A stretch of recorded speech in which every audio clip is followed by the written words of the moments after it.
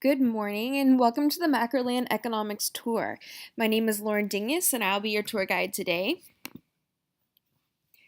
Welcome to learning about our economy. We use a couple different things to kind of estimate where we are, and those things are GDP, aggregate demand and supply, inflation, CPI or Consumer Price Index, PPI or Producer Price Index, unemployment and employment, the business cycle, and economic growth. Let's start out looking at GDP, or gross domestic product. GDP is a product's price value of all final goods and services and structures produced within a country's national borders during a one-year period. So GDP is really important in estimating just how production and consumption is going. There are a couple different things to pay attention to when we're looking at GDP. So the different types here, I have real GDP listed on the screen.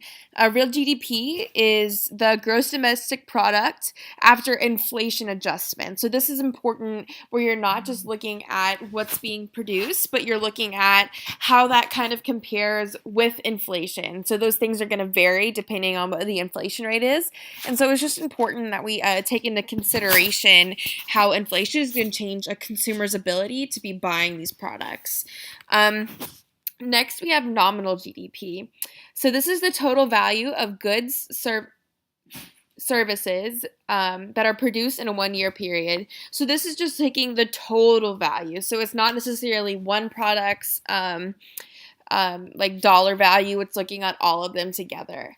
And then lastly, we have per capita GDP. And so this is the value of a good or service produced per household in a given time period. So this is really important. It explains your standard of living of what people are buying and what they have. So super important when we're looking at the status of our citizens in macroland. So super important to consider gross domestic product.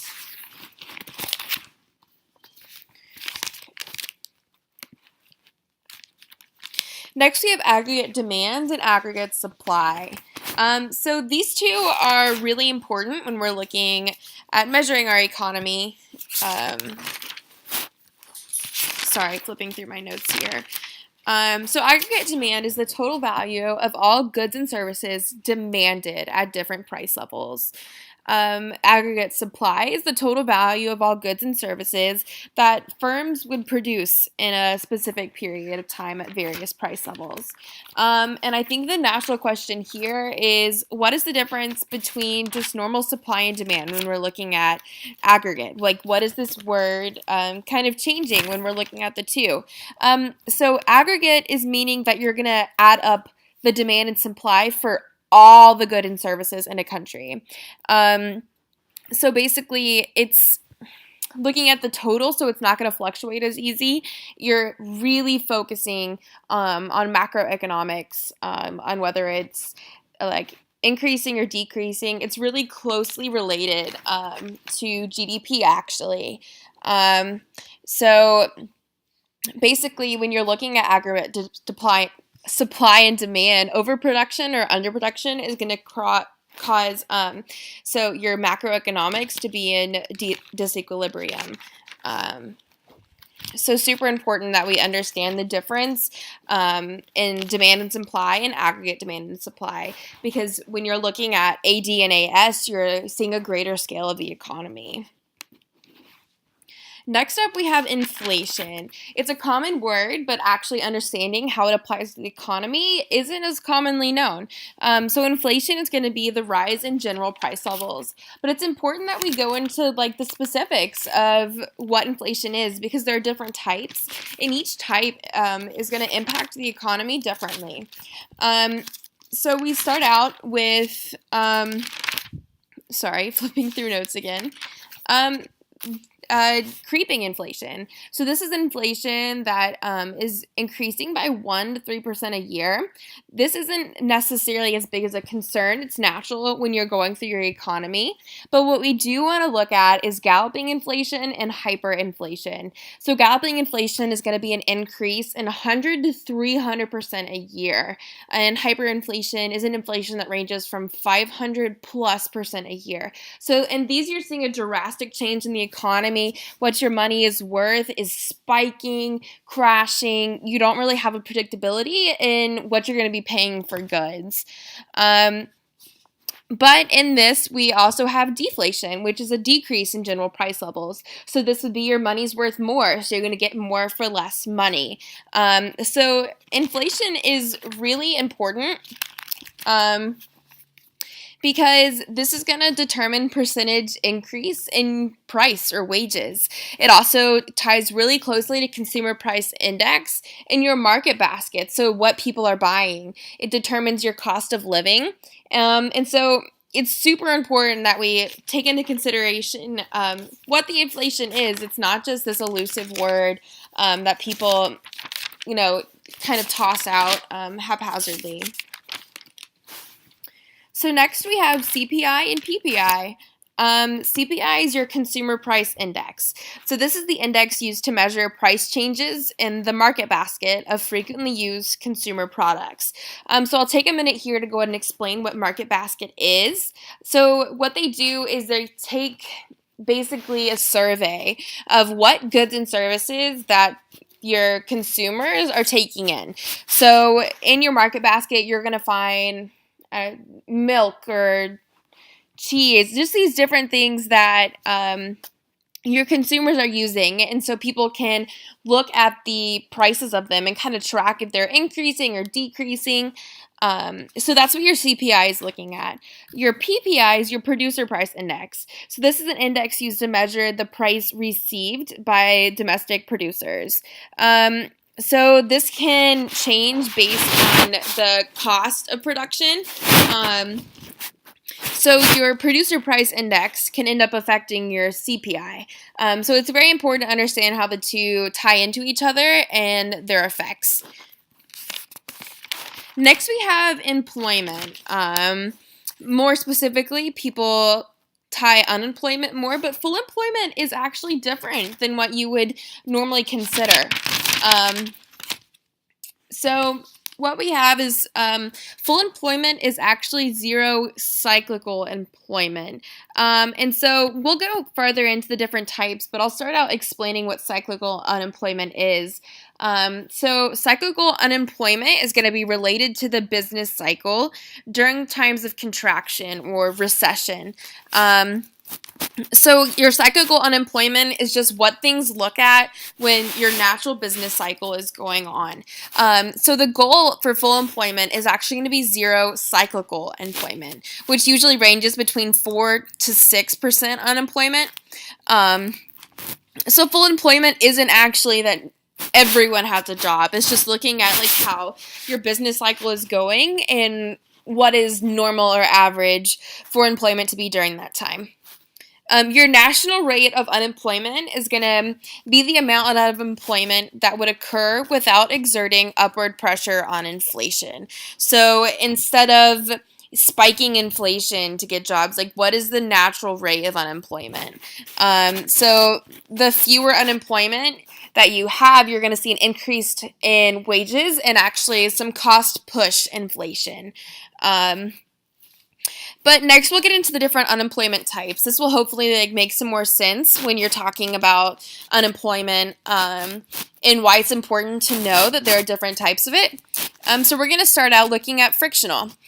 Frictional unemployment occurs when a person is unemployed because of a mismatch between a job and a person.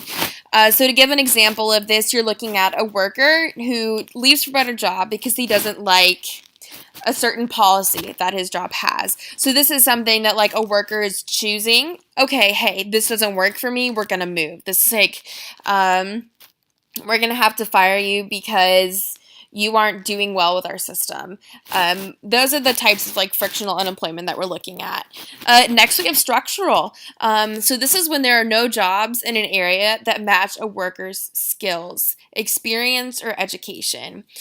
So this goes a lot into workers with industries that have moved. So let's say there's a business let's throw off a technology company that is making cellular devices, and all of a sudden they move their company to China or Mexico or somewhere where taxes are lower. Those people that were working at that plant are going to be unemployed. So this is structural unemployment. Next, we already kind of touched on cyclical, so I'll just make it really brief. It's just related to your business cycle, which we'll actually get into next. So hopefully that can make more sense. And then lastly, we have seasonal. So it's when a worker cannot be in a job because of the weather or season. Lifeguards are a perfect example of this. They have a really high employment rate in the summer. As winter comes, people aren't looking to go to a swimming pool. So you're going to find unemployment in those areas.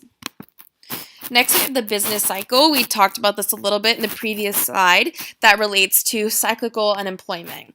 So the business cycle, although it can seem scary at first, looking at the different words, is actually a very natural cycle of the economy. So what we're looking at here, we have the recession. A recession, yes, may increase some anxiety when first looking at it because it's a period in which real GDP declines for 2 quarters in a row or 6 consecutive months. So that can seem kind of daunting because you're looking at a decrease, but it's part of your natural business cycle. This is what happens in order for the economy to survive. So as you're looking at the graph here, you're actually going to see that the trend line is positive. The trend line is positive despite there being 2 different recessions like shown in this graph. So it's a part of the natural business cycle. It's not necessarily something that is to be worried about unless it continues for a long period of time. So next we have an expansion, or it's also considered an upturn. You're seeing things that are increasing on their line. So this is a period of recovery from the recession, used to having more jobs, your GDP is increasing. So here we just have a general upturn in the economy. Next, you're going to look at a depression, which isn't necessarily listed on this graph, but it is a possibility. So this is the state of economy in which a large number of people are out of work. So this can occur during a recession. We have a couple large name depressions, like the Great Depression occurring with the stock market crash. So these are things that really kind of wreak havoc on economy. It's hard for people to come out of it. So depression is kind of a really long-lasting recession where the economy is just really struggling. So next on this graph, we're going to see a peak, and this is the point at which expansion reaches its highest point, and it's before a contraction begins. So the economy is flying high at this point. We're doing great. We have jobs. Inflation is low. GDP is high. So we're seeing some really, really beneficial stuff in the peak. It doesn't last forever. It doesn't last long, but that's not bad. As I've been saying, it's natural for the economy to go through a peak, and as we'll talk about next, a trough. So it's not something to be concerned about. It's part of the natural growth. So a peak is, the star lining, but it doesn't last long, which is going to be due to a contraction. A contraction is the period in which an economy slows, which isn't necessarily bad. You can't always have everything spiking or a crash is inevitable. So your contraction is just natural for the economy to kind of balance itself out. It's called a downturn. If this lasts longer than 6+ months, that is called a recession. And so a contraction is just like a slight fluctuation where things are expanding. You kind of bring it in to settle things down, and then you can move up again. It's when this lasts for a long time that it can become negative and that your recession or even depression occurs. So then, as you're going to see at the bottom of this graph is a trough. So this is the lowest point of the cycle. This happens after a contraction and before it expands again. So this is when things can be low. We're seeing more unemployment than we would like, which also, again, this is the natural part of the economy, but it is seeing, some more negative effects or for the standard of living or the people during this time period. So I'll finish up on the business cycle. We spent a long time on this slide, but I just want to reinforce that this is natural, that when you see a trough or recession, that doesn't necessarily mean that your economy is crashing. It's a natural part of a possible upturn in real GDP. So the trend line is what you're more focused on, not the individual parts of your business cycle. Lastly, we're going to touch on economic growth. Economic growth is your increase in inflation-adjusted market value of all the goods and services produced by the economy over time. So economic growth is kind of the wrap-up. It's what we're looking for. That's how the economy is doing over a period of time. The goal is for economic growth to be increasing. This doesn't always happen. It's not always possible for an economy to maintain growth, but it is something that we're looking at throughout the years to keep it at least steady. We don't want to see a decrease in our economy that's resulting in, again, a loss of jobs, higher inflation. So economic growth is kind of the wrap-up of everything that we've talked about here. Kind of being a product of whether or not we have GDP growing well or your CPI is remaining stable. This is all kind of what's contributing to economic growth. So thanks for understanding kind of what goes into how we assess macroland. This is something that's super important for you as a new economists to be able to understand that this is kind of how we tell how our society is going. I hope you were able to learn a lot. In the following slide, we'll talk about our works cited, which is just our credits for the information that we pulled here. So thank you for joining this tour, and I hope you have a fantastic day.